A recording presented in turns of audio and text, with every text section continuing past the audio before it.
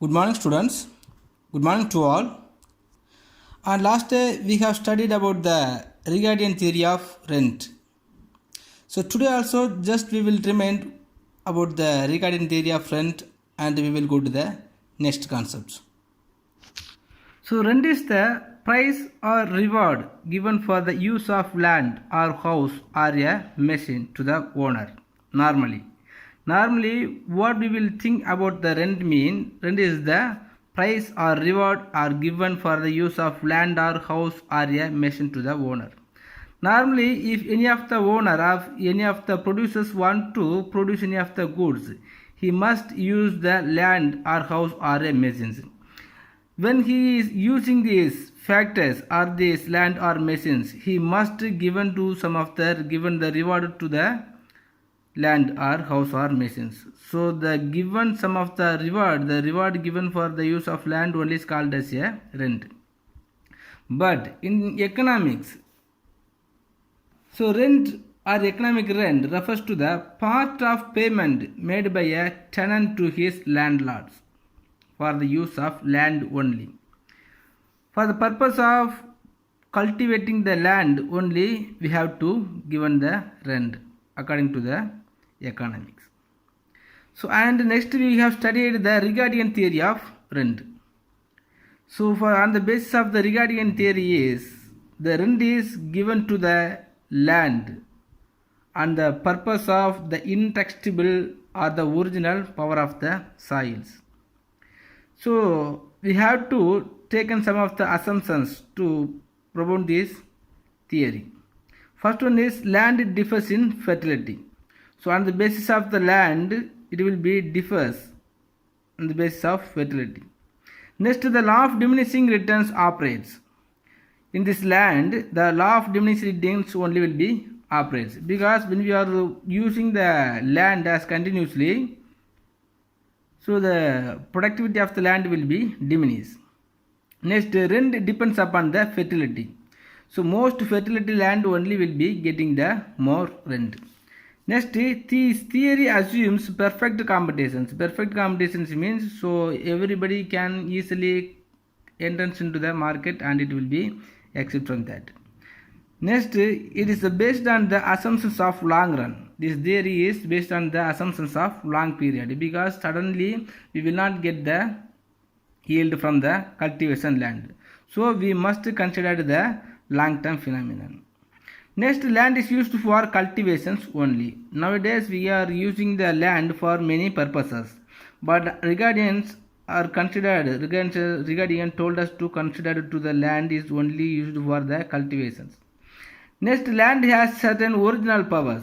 So land has certain original powers means the indestructible powers. Even if you are cultivate any of the seed, it will be has some of the productivity. Next, most fertility land only cultivated are first. So normally if there is many land, we will use the most fertility land only cultivate at first. So on the basis of this theory, he is assumed some of the stories. So that we should have the three types of land, A and B and C. And some of the peoples go to a newly discovered island and settle down there, and there are three grades of land, namely A, B and C. So first some of the peoples only will be selected the A grade land, and the A grade land also will have some of the productivity. Productivity means per 1 acre the 40 bags of paddy is going to cultivated. Suppose another group of people goes to settle down in the same island after some time. Hence the demand for agricultural produce will be increased. Then the most fertility land alone cannot produce all the food grains that are needed on account of the operation of law of diminishing returns. So as I told, so when the land has the law of diminishing returns, so this productivity from the land is not enabled to all the new peoples. So the new peoples will be going to use the second grade, the B grade land to cultivate to the paddy. So when we are comparing to the B grade land with the A grade land, so the A grade land will produce the 40 bags paddy per acre, but the B grade land will be produce the 30 bags paddy only on the basis of the fertility. So we can consider the A grade land as the 10 bags paddy as surplus. The surplus bags paddy only is considered as a rent for the A grade land. So after some time, some of the extra peoples also going to the same island and settle down. Now the B grade land and A grade land bags of paddy will not sufficient to the C grade or the extra peoples. So the C grade land will going to use for cultivating the paddy, and here the C grade land will produce the 20 bags only. But when we are comparing the C grade land with the A grade land, the A grade land will produce the 20 grade surplus bags, but the C grade land only will have the 20 bags of paddy only. So when we are deducting the A grade land paddies, so the C grade land only will have the 20 bags of paddy only. The 20 bags of paddy will equal to the cost of productions. So we can consider the A grade land will have the 20 surplus bags of paddy. So the B grade land also will have the 10 bags of surplus paddy. So the B grade land, the rent for the B grade land is just 10 bags of paddy, and the rent for the A grade land will get the 20 bags of paddy. Next, the C grade land will never get the land. So here the no rent land, the C grade land is considered as a no rent land. So the three columns are considered as A grade land, B grade land and C grade land. So A grade land will produce 40 bags of paddy. So this A grade land will get the economic rent, because on the basis of the fertility of the land it will be produce 40% of the paddy. Next, the B grade land also will get the 30 bags of paddy. So this B and the C grade land will get the economic rent, but the C grade land will never get the economic land. So this rent is considered as the C grade land is considered as a no rent land.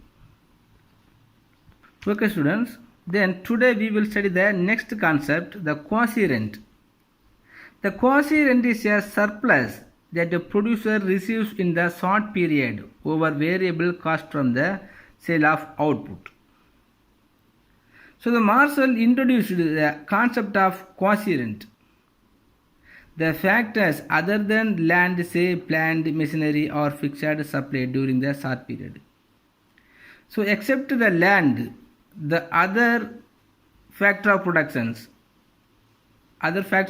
mean the fixed supply, the machineries and plant and some of the extra tools also considered as a other factor of productions. So they earn surplus income when demand rises. Suppose the demand is increased, we will change the variable factor on the basis of the demand. So suddenly we can adapt or arrange some extra machineries. So from the extra machineries, if you are getting some of the profit, or these machineries will get some of the extra rent. This rent is considered as a quasi rent. It is purely temporary as it disappears in long run due to increase in supply. In short run, we cannot increase any of the more supply. In short run, we cannot increase the any of commodities with more supply. But in this long run, we can easily increase by changing all the variable factors and the fixed factors. But if we want to increasing the supply of commodities within the short period, we have to take some of the effort. So what are the effect we can take? So we can apply some of the extra machineries, and these extra machineries and some of the plant also will get some extra rent on the basis of demand. So within the short period, this plant or some machineries will get some of the extra rent. This extra rent is called considered as a quasi rent. But this quasi rent will be disappear automatically in the long run. So the quasi means it is the illusions. Within the short run only some of the machineries and plant will get some of the extra rent, and automatically it will be disappears. So we can consider this is a quasi rent. The quasi means the illusions. The quasi rent is a surplus that a producer receives in the short period over variable cost from the sale of output. So here we have to know about the difference between the quasi rent and the rent. If you are considering the rent accrues to land only. On the basis of Ricardian theories, the rent, not the Ricardian theories, on the basis of economics, the rent only will receive from the use of land. But quasi rent accrues to man-made appliances. Man-made appliances means the machineries and the plant, everything made by the man. So the quasi rent will be received from the man-made appliances. Next, the supply of land is fixed forever. So if you are considering the supply, the productivity of the land always will be the fixed. But the quasi rent, the supply of man-made appliances is fixed for a short period only. Within the short period only, we can increasing the supply of commodity by using the machineries and some of the tools. But within the long run, it will be disappears. So the supply of man-made appliances is fixed for a short period only. In long period, it will be disappears. Next, the rent enters into the price. But the quasi rent, it does not enter into the price. Because for using the machineries only we will get. But rent is used for the land for cultivating any of the crops. The quasi rent is the income derived from machines and other appliances made by the man. Next is the modern theory of rent. The classical economist thought that land as a factor of production was different from other factor of productions. So the classical economist thought that the land only is the peculiar factor of productions other than the other factor of productions. But modern economists thought that all the factor of productions are like and there is no basic differences between them. Because we have studied if you want to produce any of the commodities, the four factor of productions must be arranged without fail. So the ratio may be changed, but we must use the four factor of productions. But the classical economist thought that the land only is the peculiar factor of productions. So there is no basic difference between the other factor of productions. Hence a special theory was developed by the Ricardo. It is not necessary. So therefore economists like John Robinson and Baldwin have contributed their ideas for the determination of rent. So which is known as modern theory of rent. The essence of the conception of rent is the conception of surplus earned by a particular part of a factor of production over and above the minimum earnings that is necessary in induce it to work. So on the basis of modern theory of rent, the rent is the difference between the actual earnings of a factor of production and its transfer earnings. Transfer earnings mean now if the labor are used to produce any of the commodities, and within the short period or within the long period, if there is no employed for the labor, he will go to another one of the works. So whenever he going to change, transferring their works, he will get some extra earnings. So how much amount of the extra earning is earned by the labor is considered as the rent. Next, the wages. So who will get the wages mean the labor. The labor only will get the wages for their work. The wages are a payment for the services of the laborer, whether the laborer may be the intellectual or the physical. So wage may be paid daily, weekly, fortnightly, monthly or yearly, and partly at the end of the year in the form of bonus. So for the purpose of producing any of the commodities by the laborer, he will get some of the remunerations in the form of wages. So normally the wages will be paid by daily or weekly or monthly or yearly or fortnightly and on the basis of the notifications. So what's the meaning of wages? The wages is the price paid to the laborer for the services rendered. So the services provided by the laborer is indispensable. So without objection, so we must using the laborer for the purpose of producing any of the commodities. So a sum of money paid under contract by an employer to a worker for the services rendered, considered as wages. Here the four kinds of wages are there. Normally the wages are classified on four types. First one is nominal wages or money wages. So nominal wages means it referred to the wages paid in terms of money only.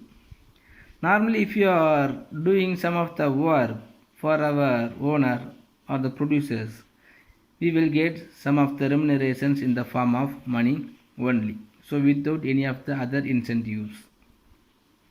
Next, real wages. The real wages are the wages paid in the terms of goods and services. Hence, real wages are the purchasing power of money wages. Normally, after getting some of the remunerations in the form of money,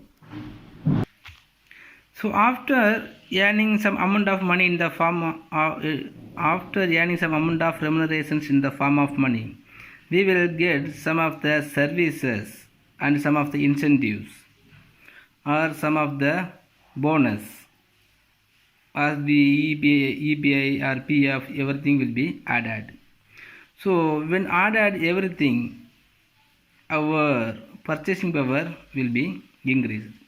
So on the basis of our purchasing power of commodity, if you are considered our wages, that is called real wages. Next, piece wages. According to this, the wages that are paid on the basis of quantum of work done. So on the basis of the quantum of work done, if you are getting the wages, it is considered as a piece wages. On the basis of our work, how much amount of work we have done within the one day, we will get some of the wages. That is called piece wages. Normally the contractual persons always will get the piece wages. If you are completed some amount of work, he will get some of the wages. Next, time wages. So the wages that are paid on the basis of the amount of time that the worker works. So normally the masons, carpenter and some of the professionalists will be worked on the basis of time. He will get some of the wages. These wages are considered as a time wages. Per hour he will get some of the, per hour the workers will get some amount of money as a wages. Mostly the machine operator or the doctors and the carpenters, some of the professionalist peoples will get the time wages. In these wages, different type of the theories are there. That theories are called as a theories of wages. So in these theories of wages, many of the theories are there to explaining the wages. First one of the theory is subsistence theory of wages. The subsistence theory is one of the oldest theory of wages. So it was first explained by the Physiocrats, a group of French economists, and restated by Ricardo. So according to this theory, wage must be equal to the subsistence level of the laborer and his family. The wage must be equal to the subsistence level of the laborer and his family. So before that, we have to understand what is the meaning of subsistence level. The subsistence means the minimum amount of food, clothing and shelter which workers and their family require for existence. If any of the laborer going to the work, the wage must be equal to their subsistence level. Subsistence level means the basic necessity of life. The wage must be equal to fulfill the basic necessity of life only. So by using this wage, he can use the food, cloth and shelter. After that, he cannot purchase any of the commodities as extra. If workers are paid higher wages than the subsistence level, the workers would be better off and they will have large families. Hence, the population would increase. When the population increases, the supply of labor would increase and therefore wage will come down. So this Ricardo considered if the laborer are going to get more wages, his purchasing power will be increased, and because of that the populations will be increased. Population will be increased means, so we can consider in which mean so it will be increased. So when the population increases, the supply of laborer will be increased. Now normally the population of our nation is increased mean, so the supply of labor also will be increased. If the supply of labor increased, what will happen? So all the existing labor will get the low wages. So on the other hand, if the wages are lower than the subsistence level, there would be a reduction in population and thereby the supply of labor falls and wage increases to the subsistence level. Suppose if you are increasing the wage rate lower than their subsistence level, the wage rate will be increases and the supply of labor also will be decreased. Because the demand of the labor will be increased. If there is low wages for their labor mean, they will come to the work and they will eat and purchase some clothes and they will live for their basic necessity one. This theory holds that the wages of workers would not be above or below the subsistence level of the laborer and his family. So if we are considering the wages must be equal to the subsistence level of the laborer and his family only. But here many of the criticisms are there. So what are the criticisms means? The role of trade unions in collective bargaining was not found. So normally if the laborer are there, so the trade unions must be existing in our nations. So whenever the wage rate is going to decrease beyond the optimum level or the reasonable level, the trade union will be collective bargaining, but it was not found. Next, it does not explain the difference in wages in different occupations. So normally on the basis of the occupations, the wage rate will be different, but the different wage rate will not be entered. Next, the assumptions that population would increase with the rise in wage rate is not correct. So poor families have more children than rich families. So wage rate alone does not determine the birth rate actually. As increase, people can afford to downsize their family size for adopting costly family planning procedures, while poor people cannot do so. So normally the peoples will never birth more child. So on the basis of their subsistence level only they will live.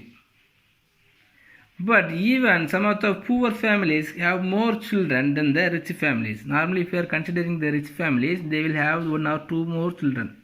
but the poor people will have the dozen time of peoples.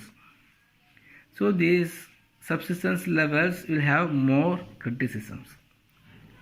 Okay students, I think it's enough. If you have any doubt, please ask me. And just to take the subsistence theory of wages as your study portions. Thank you.